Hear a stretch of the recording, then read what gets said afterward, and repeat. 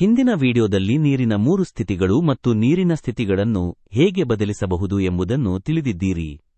ಬೇಸಿಗೆಯಲ್ಲಿ ತಂಪಾದ ನೀರು ಕುಡಿಯೋದು ಯಾರಿಗೆ ಇಷ್ಟವಿಲ್ಲ ಹೇಳಿ. ಹಿಂದಿನ ಕಾಲದಿಂದಲೂ ನೀರನ್ನು ಸಂಗ್ರಹಿಸಲು ಮಣ್ಣಿನ ಮಡಕೆಗಳನ್ನು ಬಳಸಲಾಗುತ್ತಿದೆ. ಆದರೆ ಮಡಕೆ ನೀರನ್ನು ಹೇಗೆ ತಂಪಾಗಿಸುತ್ತದೆ ಗೊತ್ತಾ? ಮಡಕೆಯ ಹೊರಭಾಗದಿಂದ ಸ್ವಲ್ಪ ನೀರು ಹೊರಗೆ ಬರುತ್ತದೆ. ಈ ನೀರು ನಿಧಾನವಾಗಿ ಆವಿಯಾಗುತ್ತದೆ. ಆವಿಯಾಗುವಾಗ ಅದು ಮಡಕೆಯೊಳಗಿನ ನೀರಿನಿಂದ ಶಾಖವನ್ನು ತೆಗೆದುಕೊಳ್ಳುತ್ತದೆ. ಈ ಕಾರಣದಿಂದ ಮಡಕೆಯೊಳಗಿನ ನೀರು ತಂಪಾಗುತ್ತದೆ. ಇದನ್ನು ಶೈತ್ಯನ ಪರಿಣಾಮ ಎಂದು ಕರೆಯುತ್ತೇವೆ.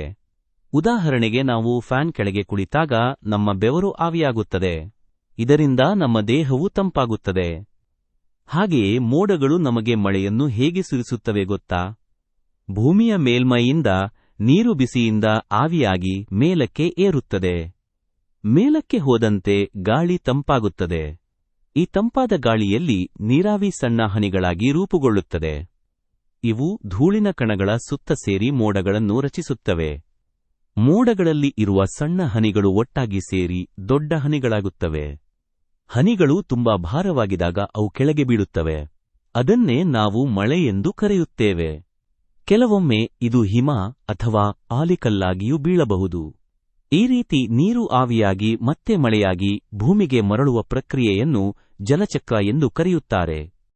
ಹೆಚ್ಚಿನ ಆಸಕ್ತಿದಾಯಕ ವಿಷಯಗಳಿಗಾಗಿ ಸಬ್ಸ್ಕ್ರೈಬ್ ಆಗಿ ನಮ್ಮ ಲೈಬ್ರರಿ.